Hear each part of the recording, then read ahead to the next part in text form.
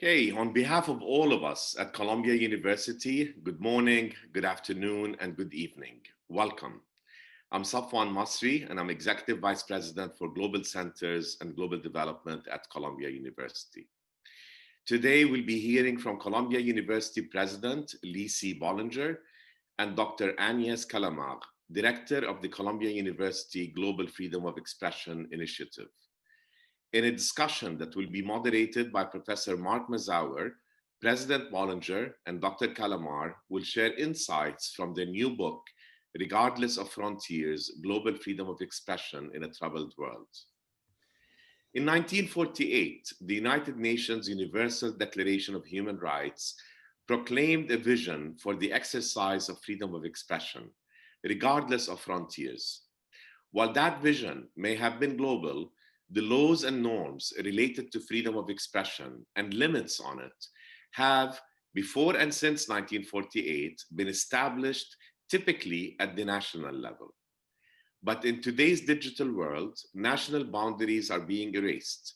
Ideas and information expressed by actors in one corner of the world can be accessed instantaneously or censored instantly by actors on the opposite side of the world, which gives rise to a key question explored in the book. How can freedom of expression be secured at a global level? In this new volume, co-edited by President Bollinger and Dr. Calamar, leading experts from a variety of fields contributed essays that assess this question. The book explores ongoing and new challenges to free expression, from conflicts over hate speech and the rise of populism to authoritarian governments. Together, the essays lay the groundwork for an international legal doctrine on global freedom of expression that considers issues such as access to government-held information, media diversity, and political speech.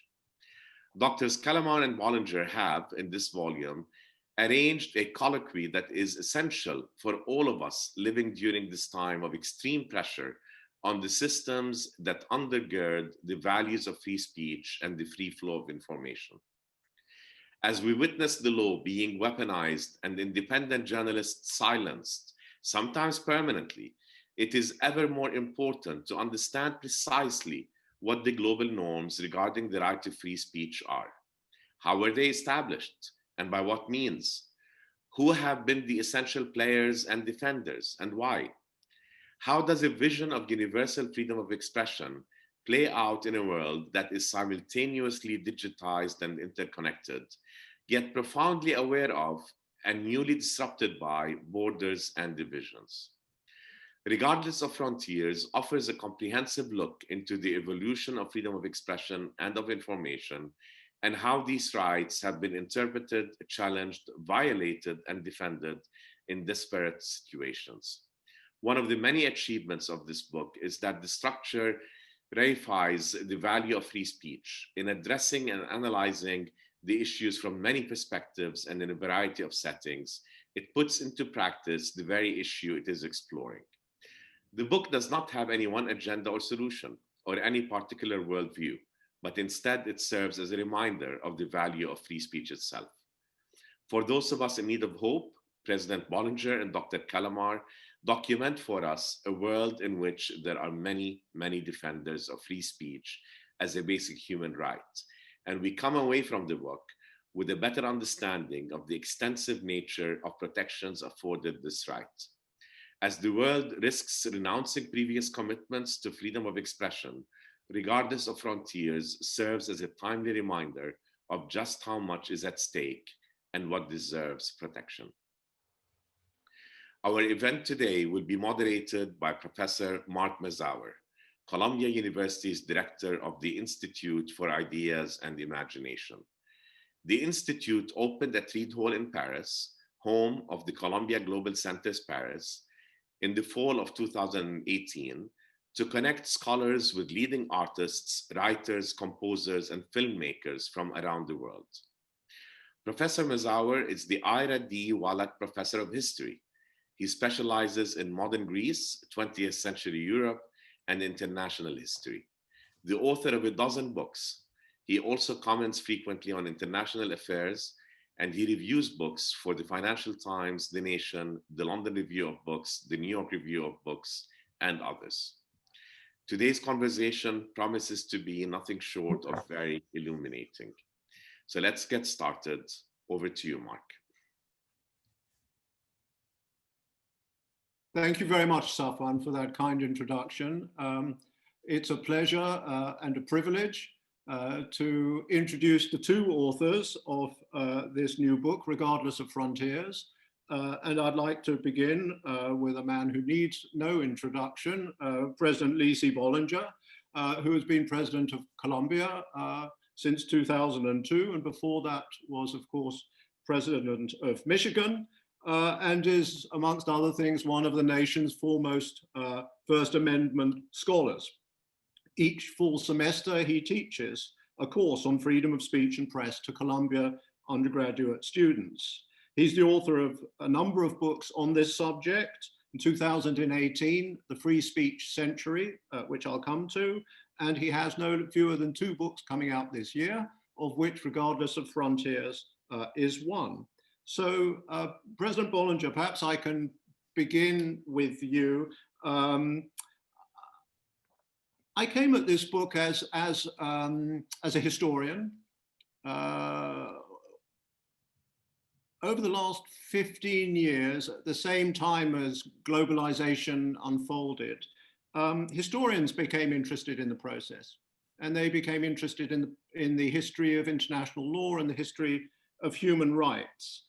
And I found myself reflecting a little on that as I read it, because the first wave, and Colombia was very associated with this, I would say Colombia was the center of this, was to take the role of the critic of the lawyers, the critic of the human rights activists, to remind them of power, of the contingency, of the ideological nature of the human rights enterprise.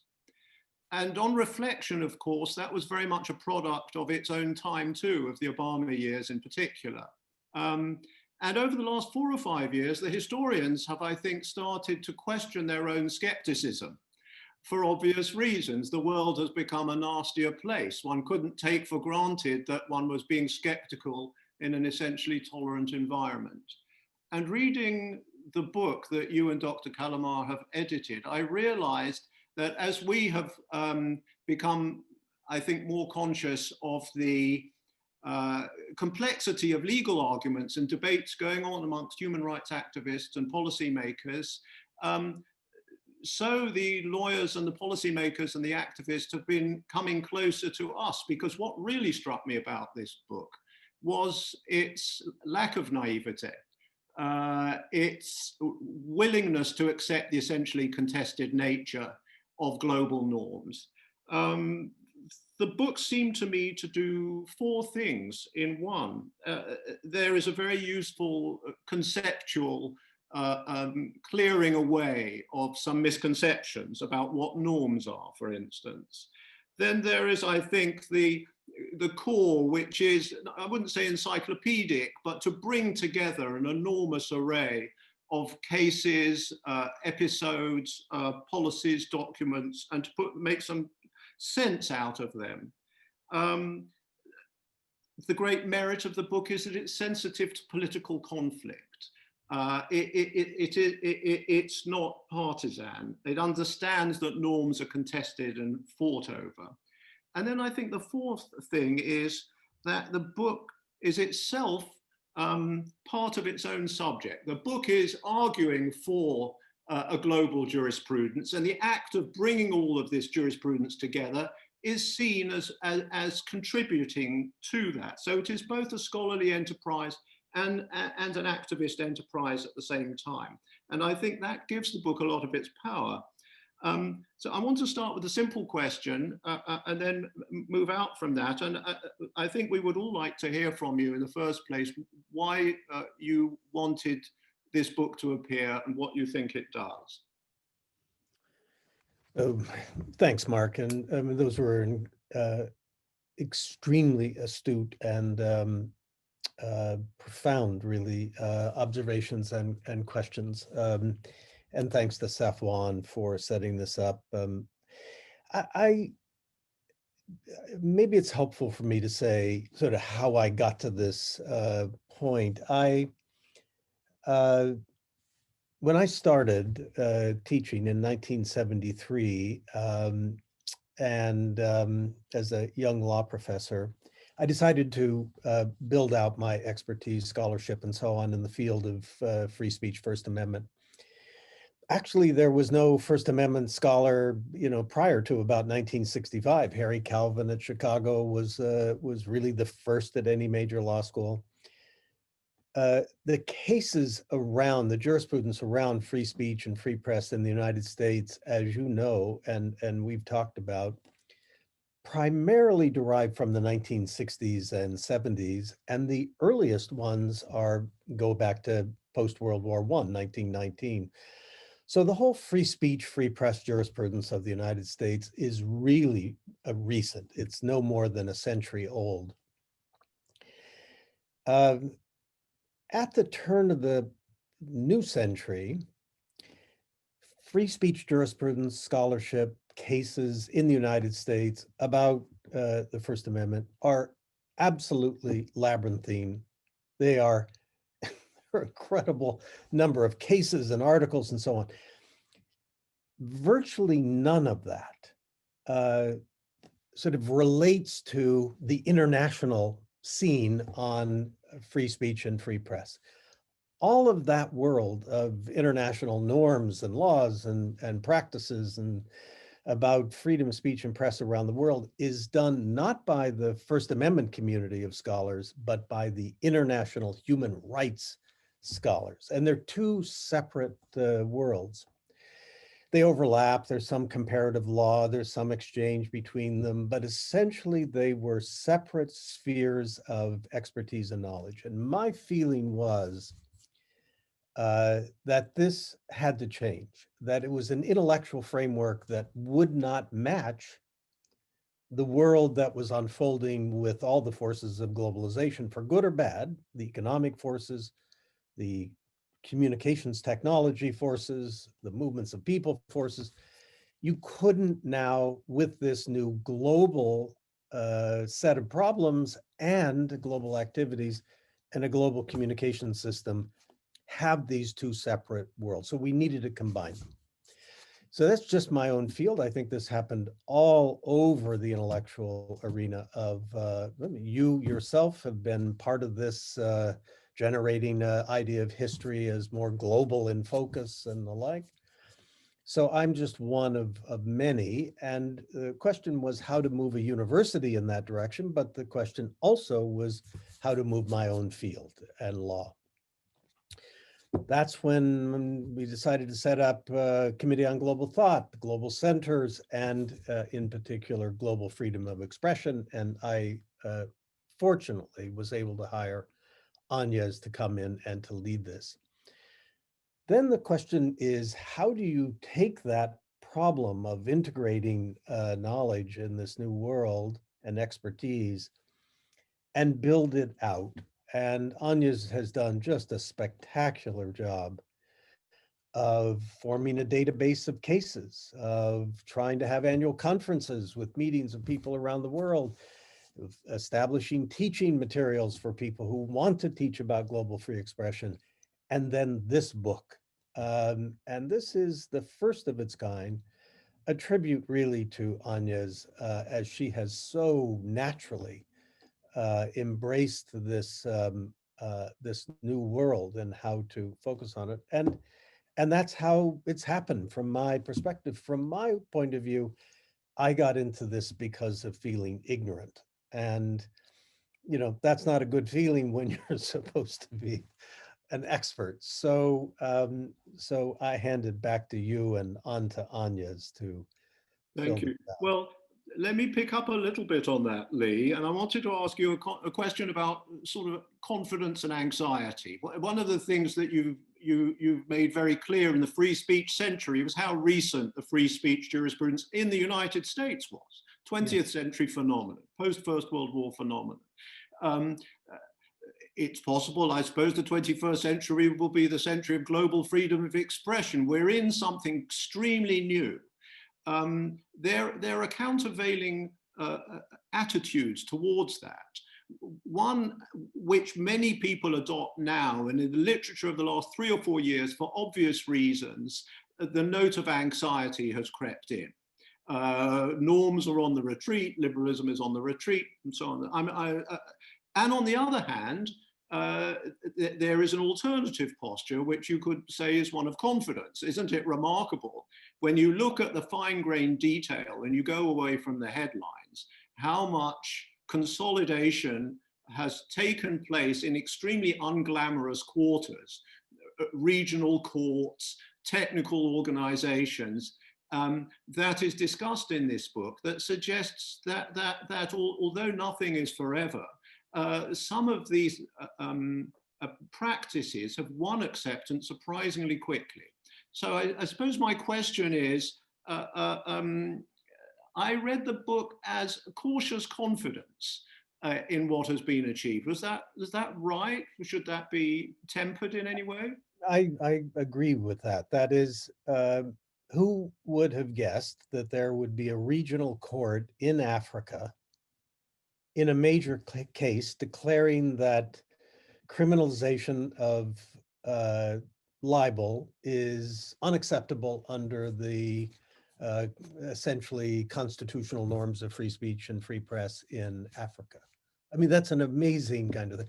You look at the cases involving the Inter-American Court for Latin America and the decisions there about freedom of information. You look, it's really quite surprising, even in courts of countries that we think of as semi-authoritarian, and stand up to this is quite remarkable. There's more reason to be positive than one might think. For me, to wrap this up with my own comments, this is a natural progression of what I saw unfold in the 20th century. That is, in 1960 in the United States, most free speech rules were local. They were individual cities or communities or states. And it was in the 1960s, with the advent of television and radio, national communications technologies and national issues, civil rights issues became not local, but national, war, et cetera, that the Supreme Court intervened and said, we're going to have national rules now about free speech, no longer local.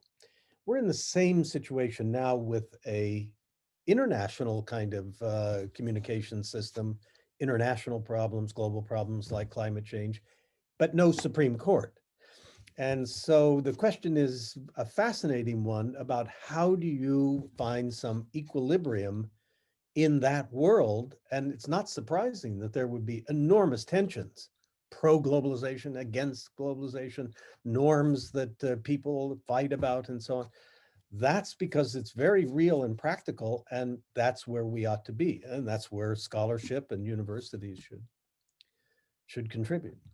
Thank you. Thank you. Well, let me turn perhaps to Agnes Callamard, who is the other editor of this volume, who is the UN Special Rapporteur on extrajudicial, summary or arbitrary executions appointed by the UN's Human Rights Council.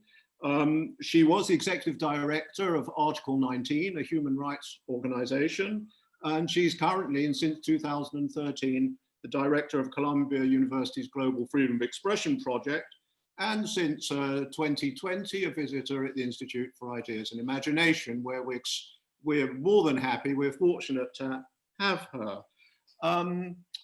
Dr. Callamard, I wondered if perhaps I could ask you something about the United Nations, which you've been associated with, and its role. And one of my favorite characters in the history of the United Nations was a remarkable Australian called Sir Robert Jackson, possibly one of the most brilliant administrators international life has ever known, who was brought back into the United Nations in 1969 to recommend reform. And he produced a famous report in 1969, which started off memorably by likening the system of the United Nations to that of a prehistoric monster that lumbered around sluggishly and was an organism of such complexity that nobody could really understand how it worked. And he concluded reform was impossible. I wanted to ask you a little bit about what the role of the United Nations might be in global freedom of expression, because I suppose from one angle, one could imagine that advocates for greater freedom of expression might look to things like the Human Rights Council to be on their side. And yet I was very struck when I read Séverine Arsene's essay, very interesting essay in your book on China, that China is currently very much in favor of a UN-brokered regime on freedom of expression as regards the internet and IT. And so that's something presumably that will give people pause who want a more globalized approach. I think it'd be interesting to hear you reflect a little about the UN and how you see its role historically and going forward. Thank you very much, Mark, and thank you to the Global Center for organizing this, the launch of our book on global free speech without frontiers, but unfortunately through video conference. So be it. I hope we can do that in person early next year. So there are a few things I want to say regarding the role of the United Nations. The first thing is that the International Covenant on Civil and Political Rights, and in particular Article 19 of that covenant, is the entry point into the construction of a global freedom of expression community and system. It is very much the starting point, the place from which lawyers, activists, and states have begun in order to understand, unpack, construct global norms around freedom of expression. So the first thing we need to understand is that how much cynical we want to be or realistic we want to be about the United Nations. The driver for the construction of the global system is and remain international treaty and the ICCPR. However, what the book is also showing is that on its own, it would never have been sufficient to construct a global understanding of freedom of expression. And by this, I mean an understanding that that can be found and that reverberated across different jurisdictions and different regions. I do not necessarily mean that it is the same everywhere or that there are no exceptions, but it is transnational and global enough in that there are enough jurisdictions, enough people, enough courts, enough states that have embraced fairly common principle on a range of free speech issues. And while Article 19 and the International Covenant was at the heart of that process, it would not have been enough if there had not been the regional construction of Europe, Latin America, and now Africa, if there had not been regional conventions, and here we have very much similarities across those regional texts and the international text, and if there had not been lawyers, maybe some people may call them activist lawyers, if there had not been judges and courts and parliamentarians willing to turn towards this global understanding to reform what was, fairly non-progressive understanding of free speech until the 1960s. The second point I think we need to understand, and the cautious confidence is a good description of where we are at now, but I don't think we should undervalue or underestimate the remarkable transformation of freedom of expression from the 1960s to now. And why? Because when we look at, as an historian, you will understand, and I'm not, but when I was writing my contribution and reviewing the papers, if you replace those, the development of those norms in their historical context, we're talking about first the end of genocide, the Holocaust, and that carries forward for a good 10 years after World War II. Indeed, it's still very much part of who we are as a global community. Then you have the Cold War, and the Cold War was not synonymous with a global search for common norms. In fact, it was quite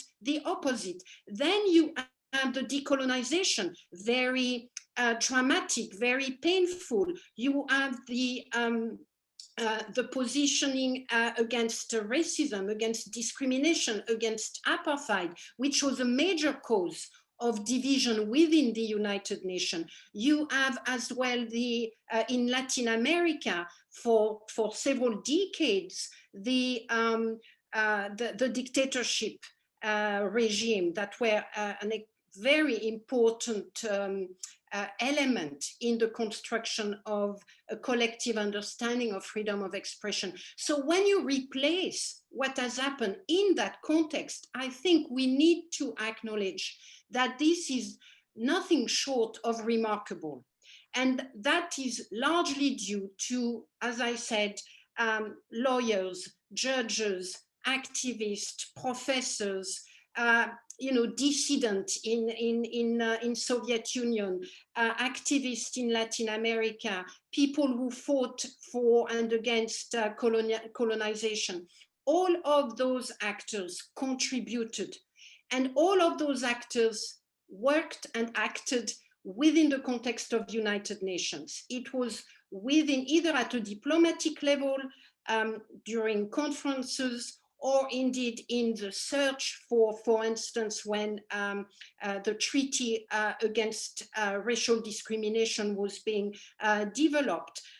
Another treaty that never came about, but that's a very good reflection of the world we live in and why what we've achieved is remarkable. For decades, we tried to have a treaty on religious and against religious discrimination, and that has never happened.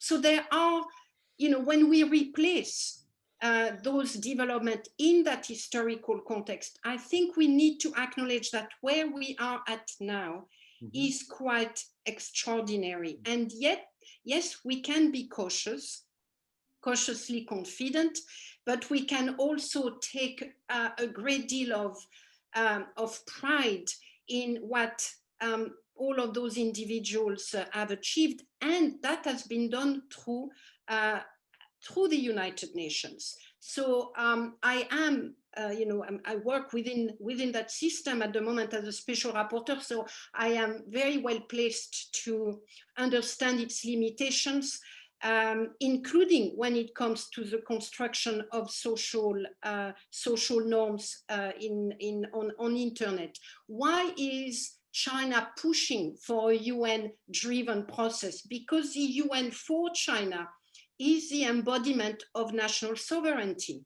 The UN is the embodiment of a system that is for and by nation state, while internet is standing for is a multi-stakeholder process. It's a multi-stakeholder creation. It doesn't owe much. Actually, it did not owe much to governments in its initial decades. It owed a great deal much more to individual engineers, to professors, to thinkers, and to corporate actors.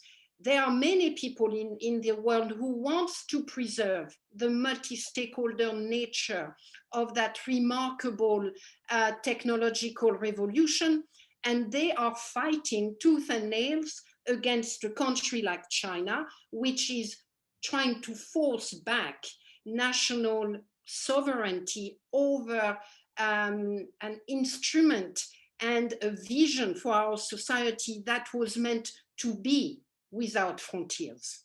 Thank you. It's interesting, having written a little bit myself about the early years of the UN, to see that this tension between the vision of the UN as the defender of state sovereignty and the vision of the UN as the voice of the citizens of the world was hard baked into it from the very start, which is perhaps one of the things that explains its extraordinary longevity compared with its predecessors. I just wanted to bring you both perhaps into conversation a little bit around one more issue, and that's the question of truth.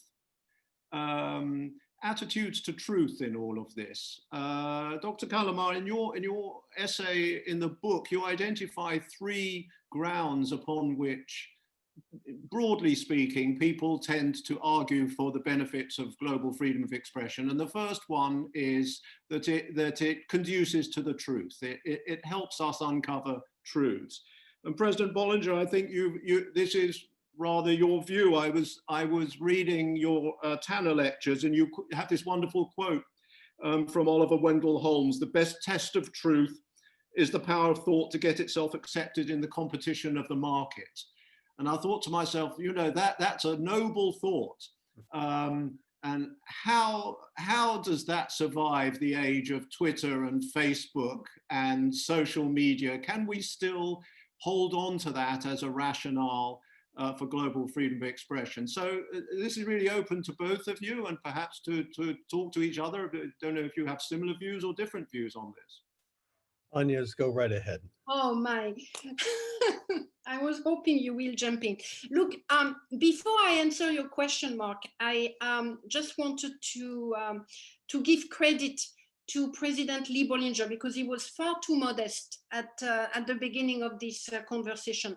What I would like to highlight, and then I'll go back to truth, is that at one of the objective we had, and very much because Lee was driving that objective throughout the life of the initiative, is whether or not, as an international community, we have established something close to an international legal treaty related to freedom of expression, with treaty being understood not as an agreement between states, but rather as an organically developed understanding of global norms.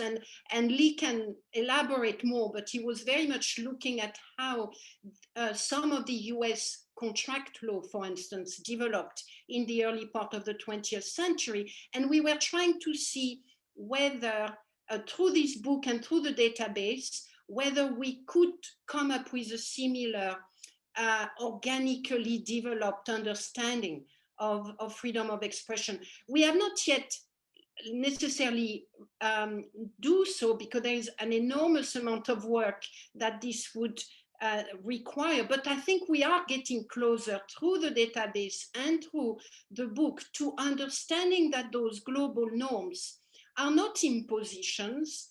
They are developed through discursive interaction between courts, between individuals, and indeed between non-state actors such as social media companies. And those interactions can very well be over understanding of the meaning, and why do we need freedom of expression? Why is it so essential to our societies, both national and international?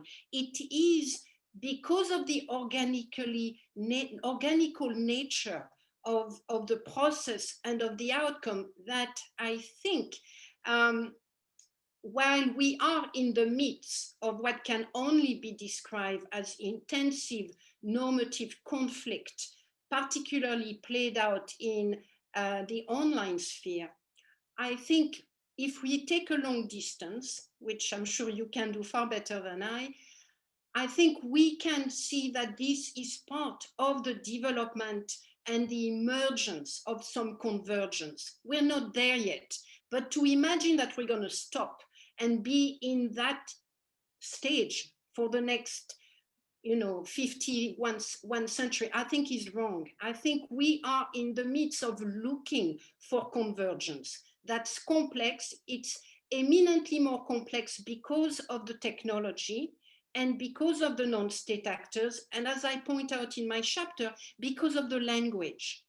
We are not just talking about legal language here. We're not just talking about all of us being able to, across jurisdictions, have some kind of common language, the law, or common concept. You know, the construction of the truth and of norms in the online space is made far more complicated by the fact that we are dealing with an artificial language, with an artificial intelligence, and with a language with it, which is at heart a mathematical language. And a lot get lost in translation. Thank you. So what Agnes is referring to and talking about is really extremely important, and it's as you know so well, Mark. I mean, how the world changes can be how people pay attention to things or how they respond as communities to things. And I was very struck, you know, if you look back 100 years to something like contract law in America. Every little state had its own development of doctrine about jurisprudence about contract law. And then some people came in the law school world, and they did treatises in which they would say in Oklahoma, they had decided this, and in Tennessee, they've decided this, and they began to talk about the whole. And then the judges started referring to it in Oregon, and pretty soon you had a common law for the United States. And that's kind of a little model for what's we're trying to do here. In very simple kinds of moves, like there never has been a place in the world where you can go and see what courts are deciding about free speech all over the world. And Anya's created that. And this book is an outgrowth of that. On the question you raised, Mark, about truth, it's really, really interesting to me right now. And there are two dimensions to it. One is, to what extent should free speech be thought about, free press thought about in relation to a search for truth, something highly abstract and a little silly to even say it. Largely over the past 50 years, and you see this reflected around the world and in the essays in the book, free speech, free press have been connected not so much anymore to search for truth, but to political self-government, democracy, and so on. I'm very much of the view, and just beginning a project now, of trying to resituate free speech, free press, not exclusively to this, but to the search for knowledge and truth, as well as for political, democratic, or government assent. And the reason I want to do this is because I think we are underestimating the role that universities, the system of universities, play in a society in advancing knowledge, the independence they need for that, the protections against government interference. And when you think about the modern world, almost everything is connected to knowledge that was developed within universities in the past 100 years or so. You know, modern technology and understandings about things. And so linking free speech, free press to that system of knowledge and understanding, I think, is really important. And lastly, your question about, can we really live with the internet in its construction now with social media platforms and continue to be confident that an open discussion without government interference will actually produce self-government, and will it actually produce the kind of knowledge that we need, is one of the profound questions of the next several decades. I mean, people are questioning that every single day, and I think rightly so. Thank you. I know that there will be a lot of questions, and I think we should try to allow time for other people to have their say. So let me hand back to Safwan Masri, who's going to chair the question and answer session. Safwan, Thank you, Mark. Thank you. Thank you, Mark, and thank you so much, Lee and Anya. So we have a few questions, and the first one that I'm going to ask you to comment on, maybe starting with you, Agnes, is to comment on the recent episodes of violence against journalists. And this comes from Tom Trebat, who directs our Rio Global Center. And Tom is asking specifically about the Khashoggi case and what do you expect the UN might do? You were the rapporteur for that. And to Tom and to everybody else, I also want to say that I recently saw the documentary Kingdom of Silence and really enjoyed, Agnes, seeing you and hearing you on camera comment on this. So talk to us about the work that you've done and where do you think this will end up, and maybe what were some of the frustrations that you faced?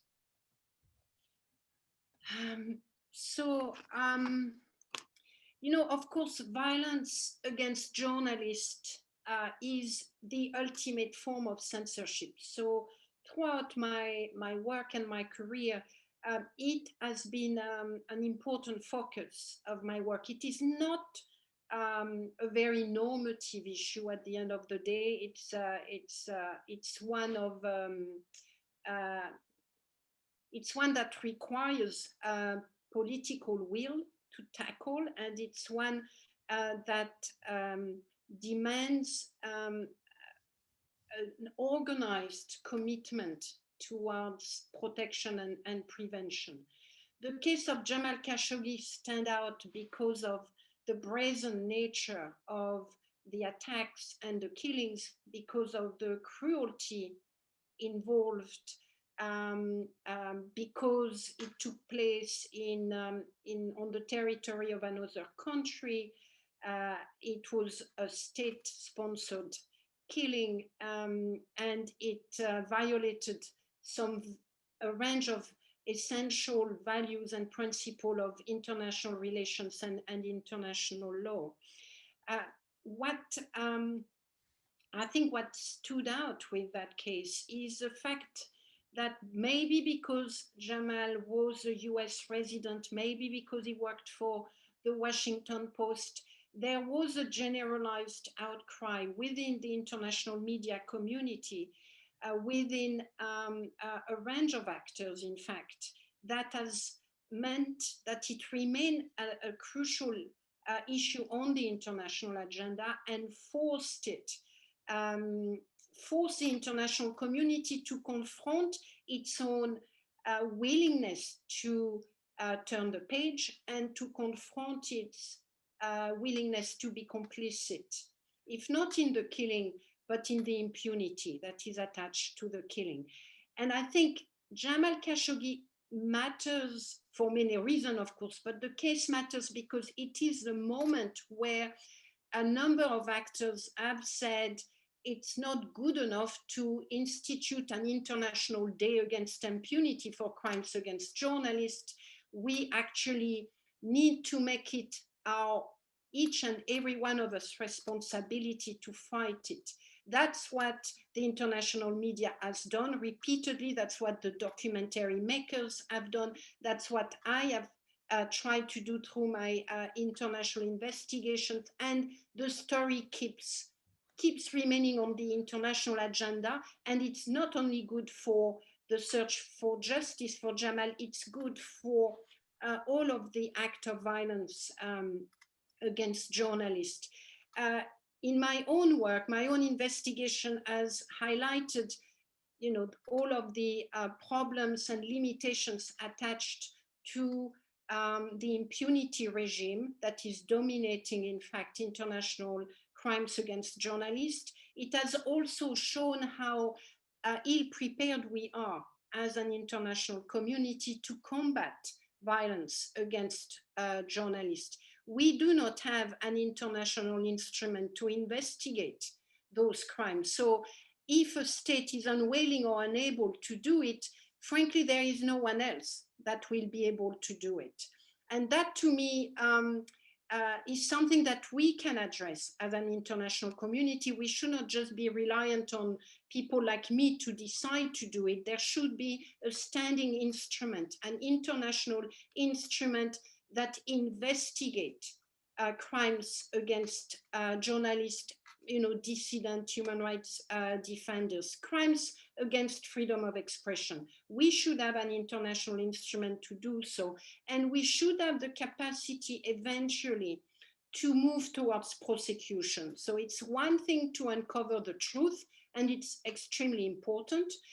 The second step as an international community is to find a space, we don't have that yet, to find a space where the perpetrators, including the mastermind, which are usually at the highest level of the government, will be tried and will face the justice for the crimes they have ordered.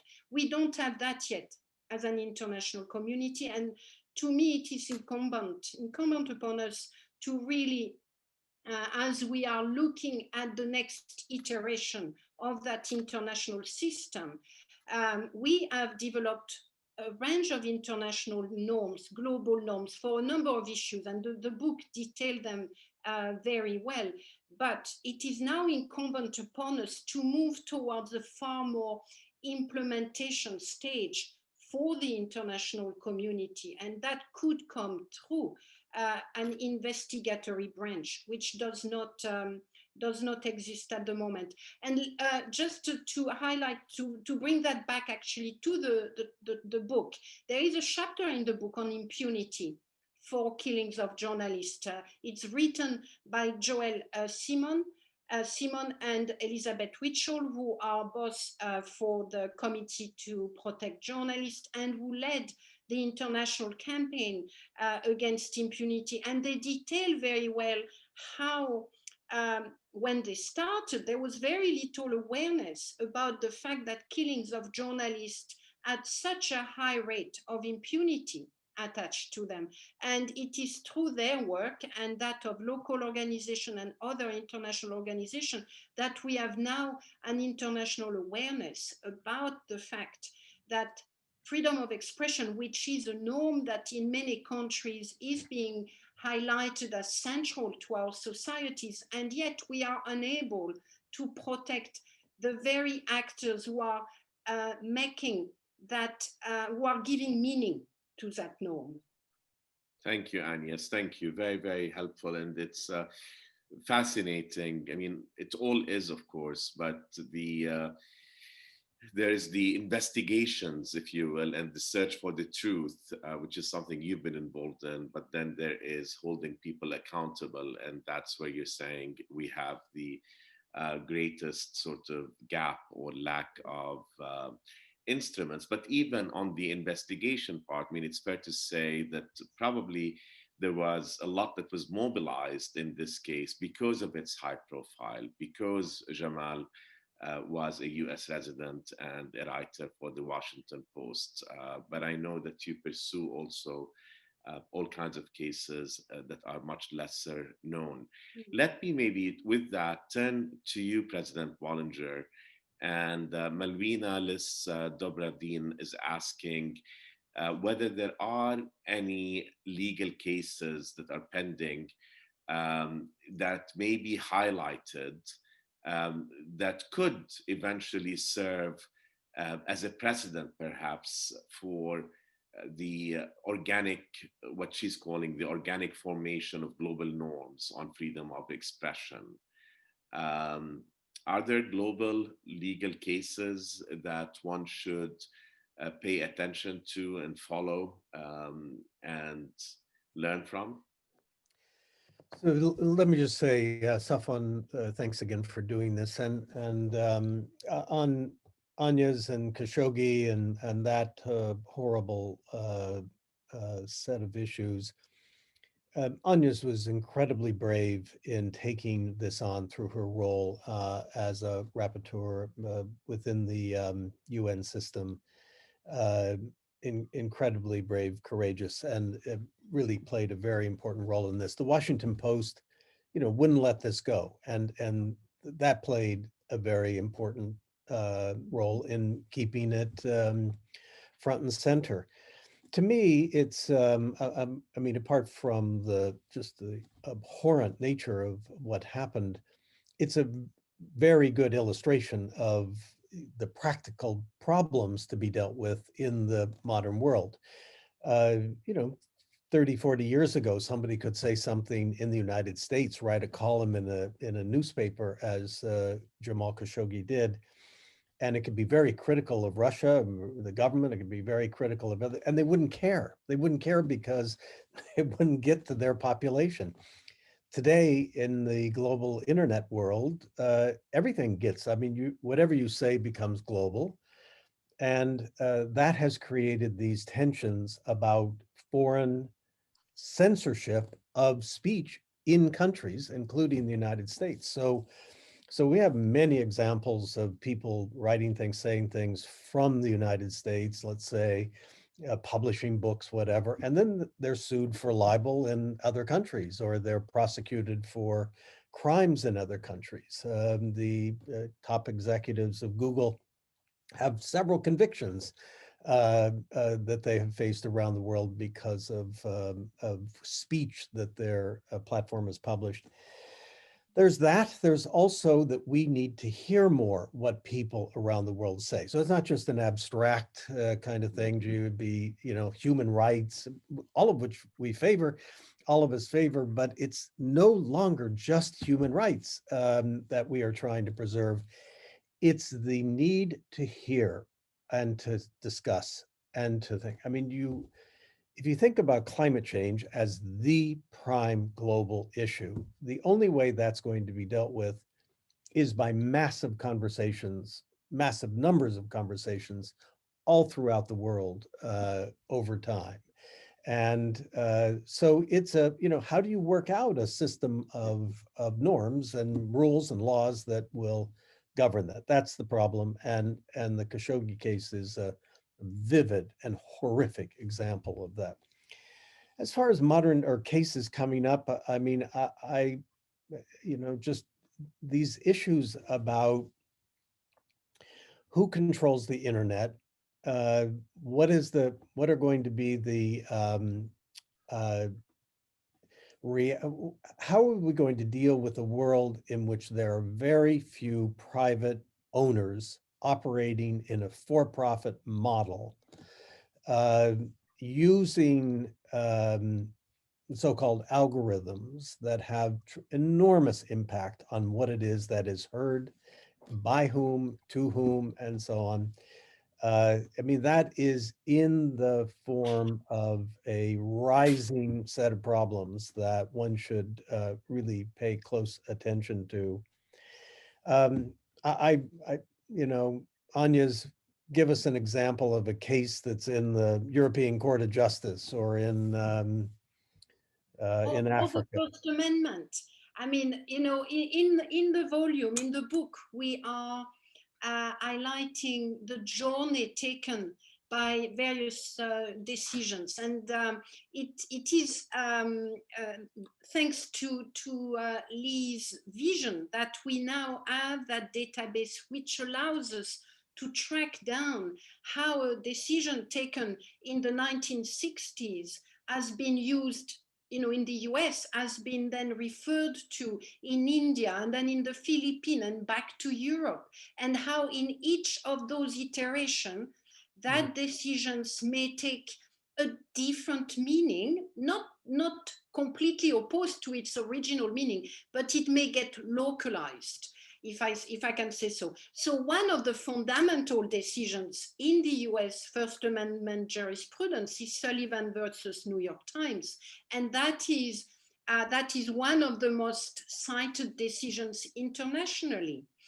And you find it in almost every region of the world. It is not always used or referred to and embraced in terms of the standard that of strict scrutiny that is part of it, but the principle at the heart of the decision is something that you are going to find in many other jurisdictions. Yeah, Lee, you wanted to say something. I just want to say there's something really poetic about this, because New York Times versus Sullivan, 1964, was the United States Supreme Court saying Alabama cannot have its own rules of defamation applied to the New York Times for an article published an advertisement published critical of the county commissioner and the police in Alabama. We can't have that kind of Alabama censoring things in the New York Times that we all want to read. That decision, as Anya said, is now one of the most cited decisions all around the world, as the world tries to figure out, can Russia decide what it is that we're going to allow in Germany? Or can Germany decide what we're going to allow in the United States? I mean, these are, this is the problem exploded into this global scene. I'm sorry, Agnes, go ahead. No, that's exactly it. And that's why I spoke, and I think Malwina, that's where our question spoke about an organically developed concept, because in each of the stage where the decision is going to be mentioned, the judge that is going to be mentioning it may give it a little twist. And that is how we, at the end of a journey, may have a common understanding of the principle and then a differentiated understanding of how to implement it.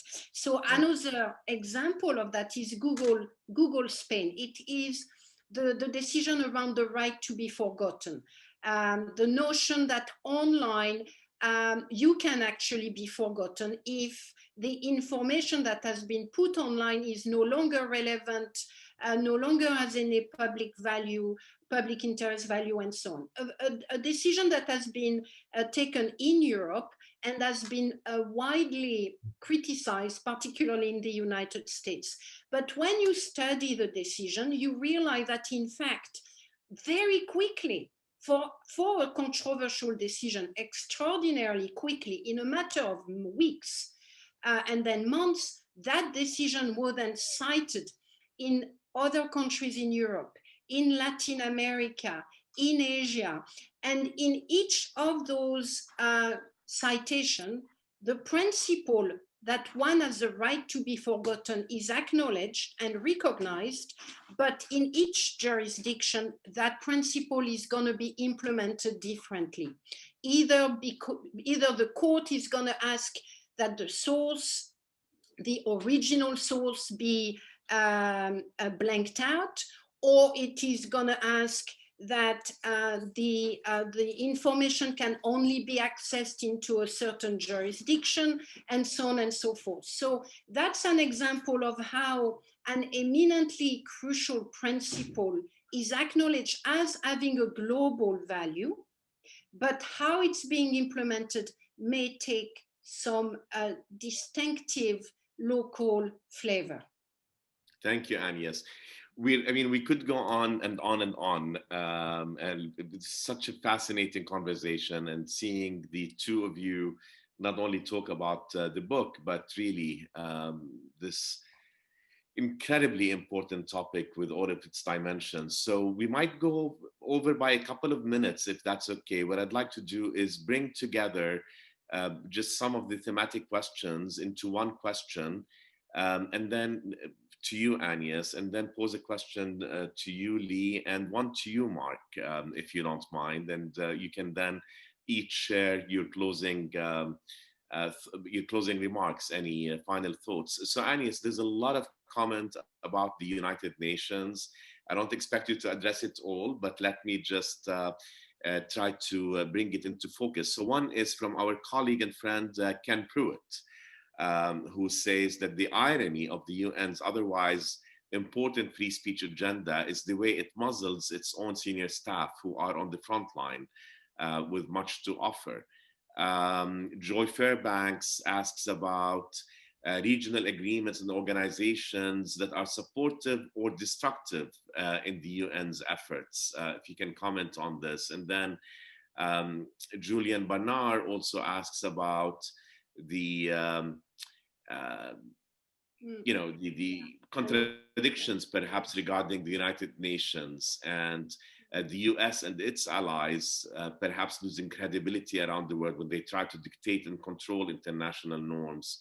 And there are other questions, but just sort of on the UN perhaps, and its role and its perhaps inherent contradictions or ironies, and its role around the world, and to what extent is it being supported.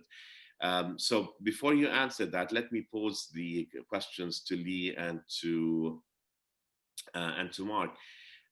President Bollinger, maybe we can talk a little bit about social media in particular, and both in terms of how does one, I mean, this is something that crosses borders, right? I mean, where frontiers really do not matter. And,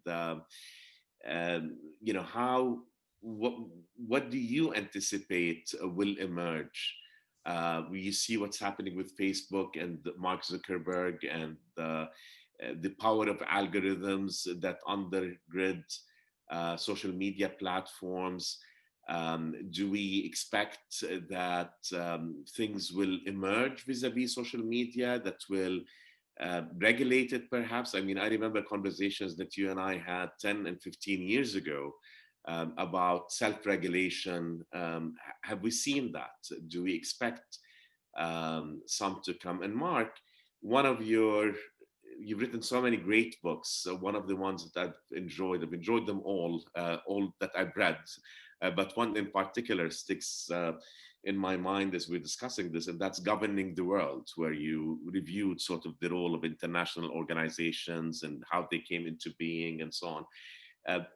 What do you anticipate? What do you predict? Do you see the emergence of international institutions that could play an important role? And I know it's too broad of a question, but I'd love for you to comment on that. So Agnes, over to you. Thank you. Well, look, the UN is as good as we make it. It's made up of member states. When we talk of the UN, we either talk of a bureaucracy, of an institution, or we talk of member states. So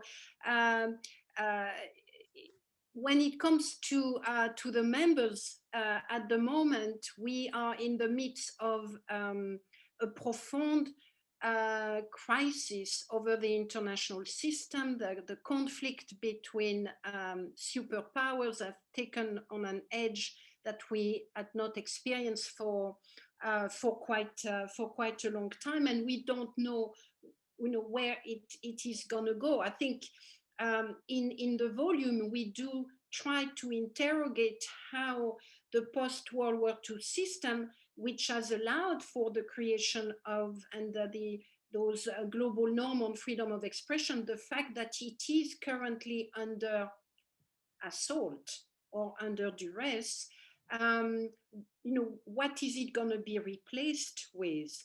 There are many weaknesses with the current institutions that we may wish to reform, but we may lose far more through that process than maybe we would be expecting. Who control the UN, who can play a major role over the UN, does have an edge over the control of the world, which is certainly what some of the superpower would like to achieve. So in that context, freedom of expression is a major issue. Why? Because, well, for the reason that Lee has highlighted before, because expression is communicated without frontiers, because it's very difficult for government currently to control information in the way they may have been able to do so in the past, but also because the technology that underpin freedom of expression nowadays is the information technology. It is the technology and the revolution, the technological revolution at the heart of the construction of that new system. It is a technology that can be that determine the outcome, or indeed that can drive warfare. Cyber security is exactly what we are talking about. It is about national security expressed through and by the online control and cyber system. So for all those reasons, freedom of expression, freedom of information, because it is in many ways the embodiment of that new technology, which has become and underpinning national security, economic growth, and a range of other things. It is defining our world.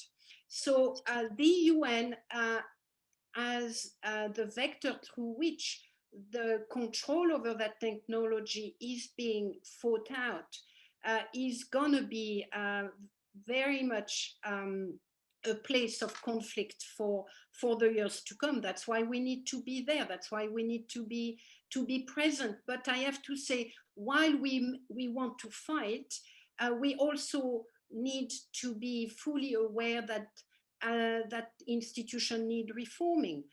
This is not a perfect institution. The Security Council needs reforming.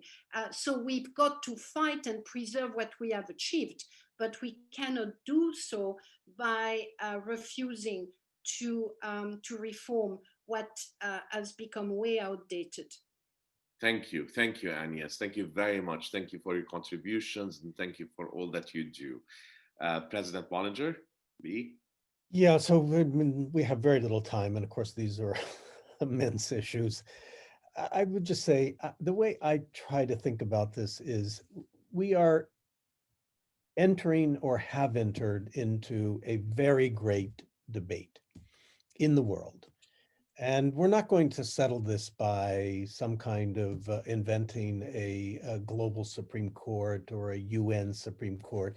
We're going to resolve it or not resolve it through talking, through discussion, through our actions and so on. And that great debate is the United States and other countries, but especially the United States, has developed an idea, really quite recent, labeled from the beginning an experiment, that allowing really extreme protection and freedom for speech, false speech, hate speech, neo-Nazis, Klan, speech that hurts people's privacy, enormous protections for speech. And institutions within that, media of all kinds, lots of protections, including publication of classified information of the government and national security. That incredible scope of protection that has never existed before in any country. Whether that's going to lead to a more inventive,